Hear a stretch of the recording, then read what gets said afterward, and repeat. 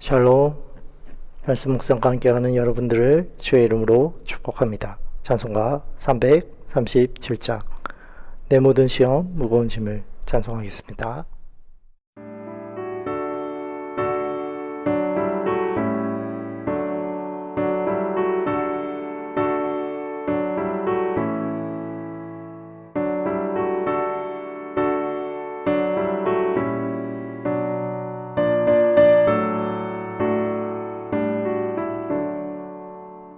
내 모든 시험 무거운 짐을 주 예수 앞에 아뢰이면 근심에 쌓인 날 돌아보사 내 근심 모두 맡으시네.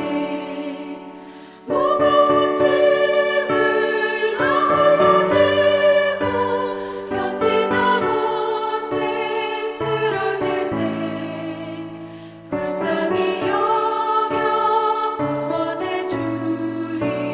은혜의 주님 오직 예수. 오늘 함께 나눌 말씀은 에스겔 36장 37절에서 37장 4절 말씀 그리고 14절 말씀입니다. 하나님의 말씀을 제가 봉독하겠습니다. 주 여호와께서 이같이 말씀하셨느니라. 그래도 이스라엘 족속이 이같이 자기들에게 이루어 주시기를 내게 구하여야 할지니라.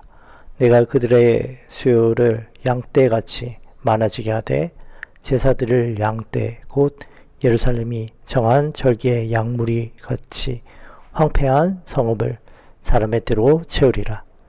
그리한즉 그들이 나를 여호와인 줄 알리라 하셨느니라. 여호와께서 권능으로 내게 임재하시고 그의 영으로 나를 데리고 가사 골짜기 가운데 두셨는데 거기 뼈가 가득하더라. 나를 그 뼈 사방으로 지나가게 하시고 본즉 그 골짜기 지면에 뼈가 십이 많고 아주 말랐더라. 그가 내게 이르되 인자야 이 뼈들이 능히 살 수 있겠느냐 하시기로 내가 대답하되 주 여호와여 주께서 아시나이다. 또 내게 이르시되 너는 이 모든 뼈에게 대언하여 이르기를 너희 마른 뼈들아 여호와의 말씀을 들을지어다. 14절 말씀입니다. 내가 또 내 영을 너희 속에 두어 너희가 살아나게 하고 내가 또 너희를 너희 고국 땅에 두리니 나 여호와가 이 일을 말하고 이룬 줄을 너희가 알리라. 여호와의 말씀이니라. 아멘. 오늘 본문의 말씀을 가지고 죽은 뼈도 살리시는 하나님의 역사라는 제목으로 함께 말씀 나누겠습니다. 성도 여러분, 중국 내지 선교의 창립자로 불리는 허드슨 테일러 선교사를 아십니까? 그는 평생 기도의 사람으로 기억되고 있습니다. 그가 이런 고백을 했죠. 나는 하루를 시작하기 전 기도에 무릎을 꿇지 않고는 이 땅에 태양이 떠오르도록 두지 않는다. 그는 중국 선교가 불가능해 보이는 현실 속에 이렇게 믿었습니다. 하나님의 일을 하나님의 방법으로 하면 하나님의 공급이 따른다. 그에게 기도는 선택이 아니라 사역의 생명이었습니다. 오늘 이 자리에 계신 우리도 각자의 골짜기에 서 있죠. 어떤 분은 깨어진 관계 때문에, 어떤 분은 재정적인 어려움 때문에, 또 어떤 분은 내일이 보이지 않는 영적 침체 때문에 마음이 바싹 마른 뼈와 같을지 모르겠습니다. 마치 에스겔 시대의 이스라엘 백성처럼 말입니다. 나라는 망하고 성전은 무너지고 포로와 또 나를 잃어버린 상황에서 모든 소망이 끊어진 채 바로 그러한 상태, 오늘 말씀 배경인 마른 뼈 골짜기의 진짜 모습이었습니다. 그 절망의 한복판에 하나님은 회복을 약속하시고 말씀하십니다. 그리하여도 구하여야 할지라. 그리고 물으십니다. 이 뼈들이 능히 살겠느냐? 마지막에는 약속하십니다. 내가 내 영을 너희 속에 두어 너희가 살아나게 하리라. 여러분, 죽은 뼈도 살리시는 하나님의 역사는 골짜기의 한복판에서 어떻게 일어납니까? 첫째로 약속을 주신 하나님께서 기도를 구할 때에 역사하십니다. 하나님은 마른 뼈 같은 이스라엘에게 놀라운 약속을 먼저 주십니다. 내가 너희에게 새 마음을 주고 너희 안에 새 영을 부어주겠다. 돌같이 굳은 마음을 없애버리고 살처럼 부드러운 마음을 주겠다. 이것은 인간의 힘으로 불가능한 완전한 창조의 약속입니다. 이 엄청난 약속을 주신 후에 이렇게 덧붙여 말합니다. 그리하여도 구하여야 할지니라. 바로 이것이 기도의 신비이죠. 하나님의 약속은 자동 판매기처럼 그냥 주어지는 것이 아닙니다. 기도는 하나님의 마음을 바꾸는 수단이 아니라 하나님께서 이미 주신 약속을 내 삶의 현실로 받아 누리는 믿음의 통로입니다. 우리가 무릎 꿇고 약속을 붙잡고 간구할 때에 그 위대한 약속이 성취되는 줄 믿습니다. 그래서 허드슨 테일러가 하루도 기도를 빼놓지 않았던 것입니다. 오늘 우리 가정의 회복, 교회의 부흥, 내 영혼의 회복을 원하십니까? 그럼 먼저 하나님의 주신 약속의 말씀을 붙들고 기도의 무릎으로 나아가야겠습니다. 둘째로 죽은 뼈도 살리시는 하나님의 역사는 절망의 한복판에서 어떻게 일어납니까? 바로 죽은 상황에서도 순전한 믿음으로 고백할 때에 역사가 일어납니다. 하나님은 에스겔을 한 골짜기로 데려가셨습니다. 그곳을 상상해 보십시오. 사방을 돌봐도 생명의 흔적은 없고 발에 채이는 것은 바싹 말라 하얗게 바래버린 뼈들 뿐입니다. 바람이 불자 뼈들이 부딪히며 죽음의 소리를 냅니다. 완전한 절망, 완전한 끝입니다. 그때 하나님께서 물으십니다.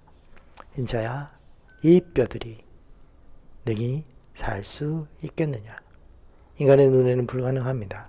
과학적으로도 상식적으로도 말도 안 되는 질문입니다. 그러나 에스겔은 이렇게 대답합니다. 주 여호와여, 주께서 아시나이다. 주 여호와여, 주께서 아시나이다. 이것이 바로 믿음입니다. 내 지식과 경험으로 불가능하다고 정직하게 인정하는 믿음, 또한 모든 것을 하시고 모든 것을 하실 수 있는 하나님께 모든 가능성을 올려드리는 믿음입니다. 하나님의 역사는 바로 이 믿음의 고백에서 시작됩니다. 나는 모릅니다. 나는 연약합니다. 나는 못합니다. 그러나 주님 하시고 주님 강하시고 주님 하실 수 있습니다. 이 순전한 믿음, 하나님만 바라보는 믿음을 통해 죽은 뼈도 살아나는 것입니다. 마지막 세 번째로 죽은 뼈도 살리시는 하나님의 역사는 절망의 한복판에 어떻게 일어나는 것입니까? 사람의 노력이 아니라 오직 성령의 능력으로 역사하십니다. 에스겔이 믿음으로 하나님의 말씀을 대언하자 놀라운 일이 일어납니다. 뼈들이 서로 연결되고 힘줄이 생기고 살이 오릅니다. 사람의 모습이 갖춰졌습니다. 그러나 아직 살아있지 않습니다.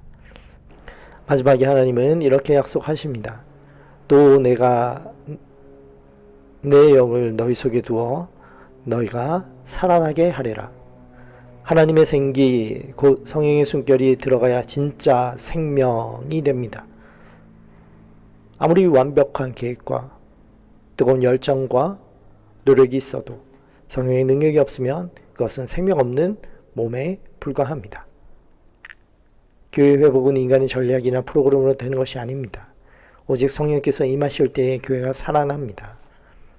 성령께서 말씀을 통해 기도를 통해 역사하실 때 죽은 심령이 살아나고 절망에 빠진 가정이 일어나며 교회가 다시 소망을 얻게 됩니다. 말씀을 맺겠습니다. 사랑하는 여러분, 하나님은 오늘 우리 각자의 마른 뼈 골짜기를 보시며 물으십니다. 내 아들아, 내 딸아, 내 삶의 그 문제가 능히 살아날 수 있겠느냐? 우리의 대답은 분명합니다. 주 여호와여, 주께서 아십니다. 내 힘으로는 불가능하지만 십자가에서 죽으시고 부활하사 모든 사망 권세에 이기신 예수 그리스도 안에 능히 가능합니다. 그러므로 우리는 하나님의 약속을 붙들고 믿음으로 하나님 앞에 기도해야겠습니다. 내 이성과 판단을 내려놓고 순전한 믿음으로 고백해야 합니다. 그리고 내 노력을 의지하지 않고 오직 성령의 능력을 온전히 의지하며 구해야 합니다. 그러할 때에 하나님께서 죽은 뼈 같은 우리의 삶을 다시 살리시고 우리 가정과 교회를 회복시키시며 이 세상 속에서 그리스도의 부활 생명을 드러내는 증인으로 세워주실 줄 믿습니다. 기도하겠습니다. 사랑과 은혜가 풍성하신 하나님 감사합니다. 우리의 연약함과 죄악으로 인해 당신과의 약속을 수없이 깨뜨렸음에도 불구하고 오늘 이 시간 다시 저희를 찾아와